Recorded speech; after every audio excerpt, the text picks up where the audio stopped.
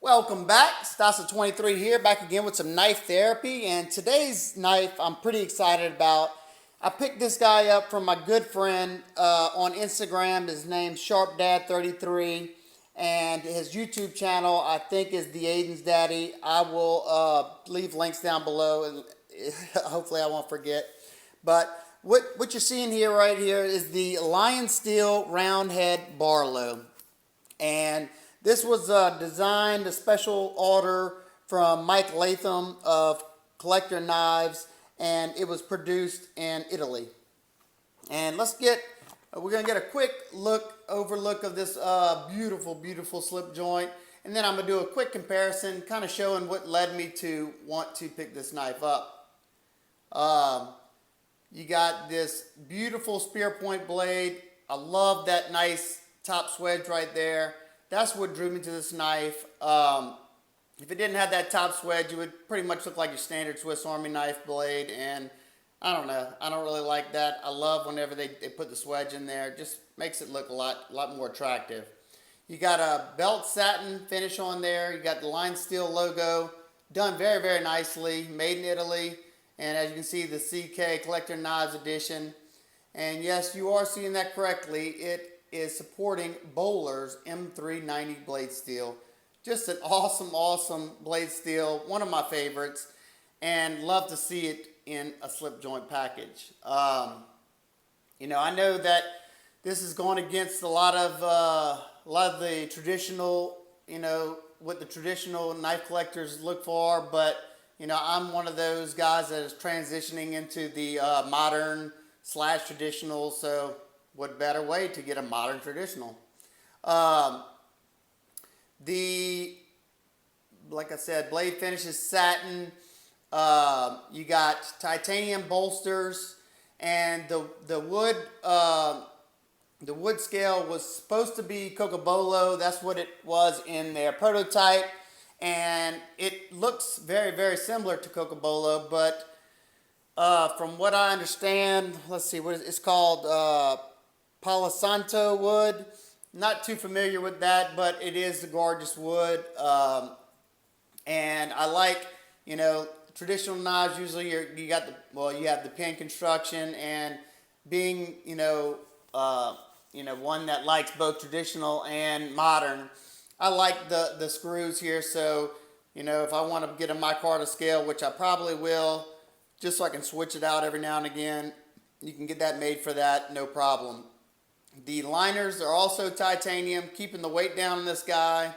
And something that I really love, that they crown, not only do they crown the spine of the knife, they also crown the entire back spring, as you can see. And I don't know if my camera's going to pick it up, but let's see if I can get it to focus. But the liners are also crowned. And, you know, I know that helps them out in their, you know, getting everything lined up, and it makes it a little bit easier. But I love the look of that. I think it looks so attractive. Makes it very comfortable in hand. No matter which way you hold it, this knife is very comfortable in hand. I love this pull cut, your hammer grip. I don't know why you would do a reverse grip, but if you had to, you could. Pinch grip. Love the pencil grip like that, as I call it. Just very attractive. And I think the most attractive thing about this knife was the price point. I mean, you have Bowler M390 steel, and it was coming in right at around $125. And I even got this cheaper because my buddy Patrick always hooks me up. But $125, people, that to me, that is a super bargain. I'm going to bring a few other knives in for comparison, and we'll go over the price points on those and kind of see, so you'll know exactly how much of a bargain it is getting this knife. I don't know if there's still any available. Like I said, I was lucky enough to pick one up on the secondary market. Definitely, you know, unless other things change, you know, after I use it, as of right now, my first impressions are this is going to be a winner. Now, I'm going to show you, this is the knife that got me started liking the traditionals, that I also picked up from my good buddy Patrick. And they got very reminiscent blade shape, and that is the GEC Lick Creek. All forming a nice patina, natural patina on here. And I love this knife. I carry it a lot in my watch pocket. It's got that same nice, beautiful top swedge, spear point blade, nice little pin blade. Very, very well constructed. Everybody knows GEC's quality control is slim to none. It's rocking 1095 carbon steel. That's what allows it to take this patina. And this is, you know, in the traditional sense, a traditional knife. I mean, you got your pins, you got your stainless bolsters. You know, I don't know everything else that would make it a traditional, but just look at how close and what these two look like. You know, this one, the Lick Creek on the bottom, like I said, was one that kind of got me into the slip joints, and it was a little small for, you know, just, you know, any other task besides my small little EDC task. Definitely can get the job done, but also 1095 steel, doesn't hold an edge that long, and this is an attractive option right there. See, let's get a quick size comparison of these two. The RoundHead, let's go butt to butt. The RoundHead is an overall length of 6.69 inches, and the Lick Creek is coming in at 5.325 inches. So a good bit smaller, almost about over an inch smaller. Definitely a great upgrade in this, in my eyes.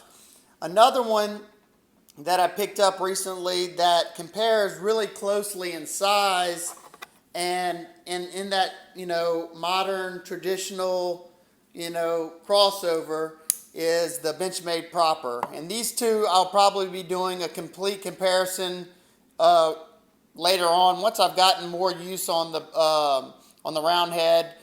Like I said, I've only had it for a few days now, but I definitely want to show the difference in the two from what I see right now. Both of them are almost identical in length. Let's get the Lick Creek out of the way for right now.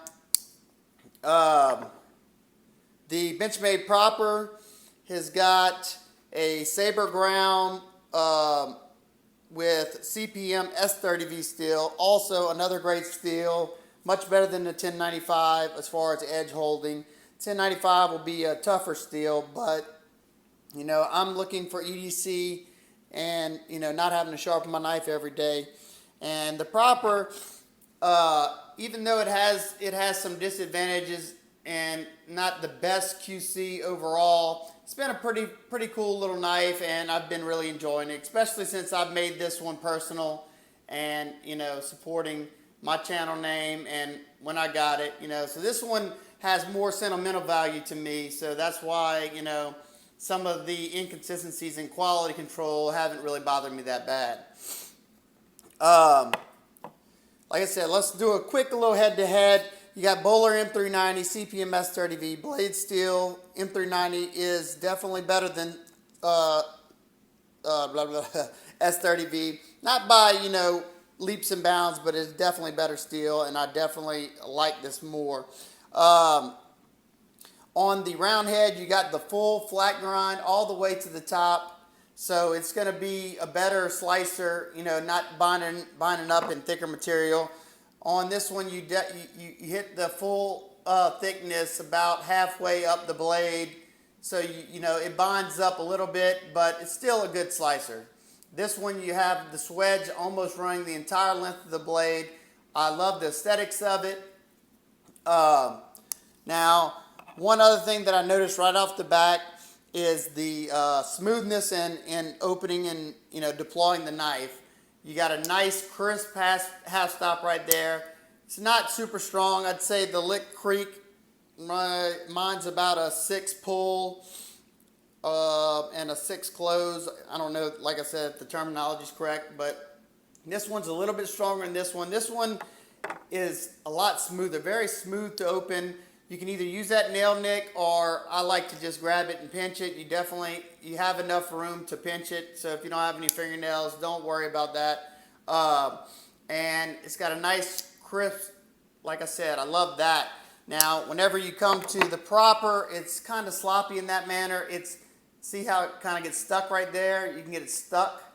Now if you did that to this one, it's going to pop back down. Well, no, actually it gets stuck, but it's more of a gritty feeling on the propper whenever you go to the half stop, or like it's binding up a little bit. And it doesn't suck in the blade, you know, that like, see, let's see if I can do that with the round head. I think if you get the round head anywhere near that port and you let go, see, it's going to suck it in. The propper kind of, you know, it kind of freezes in between each, like, you know, in between the pull and the half stop and right here. I haven't taken this one apart. It might have some grime in it, you know, who knows. But that's how it was whenever I got it from the factory. The proppers got G10 scales with stainless liners that are skeletonized, and on the round head you got titanium bolsters, which to me is more attractive. You got your Palo Santo wood scales, and you also have tie liners in there. So let's do a quick weight on this so we can kind of see, you know, if you're very weight conscious, which one fares better in that category. From just holding them alone, it feels like the round head is a little bit lighter. Let's see. This, I'll kind of try to keep that weight off. Pull that up. So about 2.3 ounces on the propper.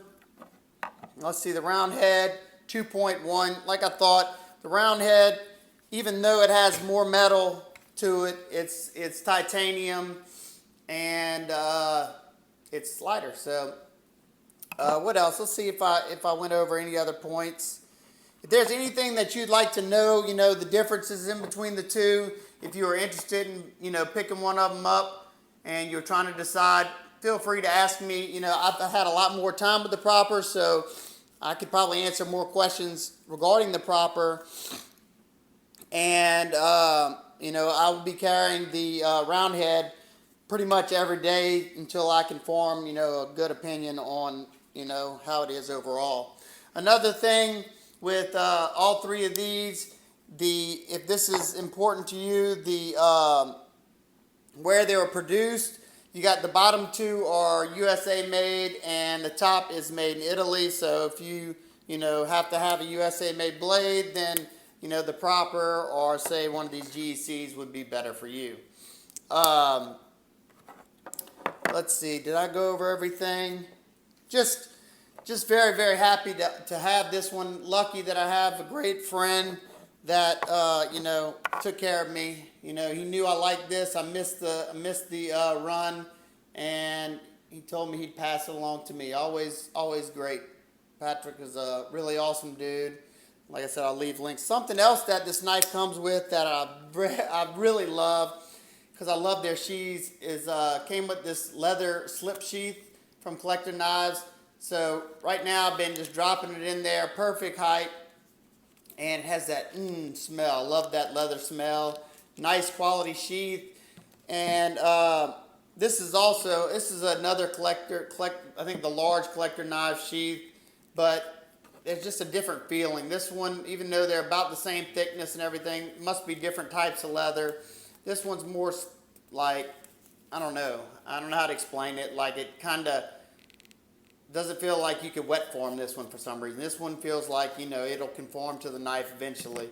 Also, another sheath that I like to carry, I carry the propper in this other Collector Knife sheath, and this one, as you can see, it's super, super soft. I like this one a lot. You don't even notice this is in your pocket.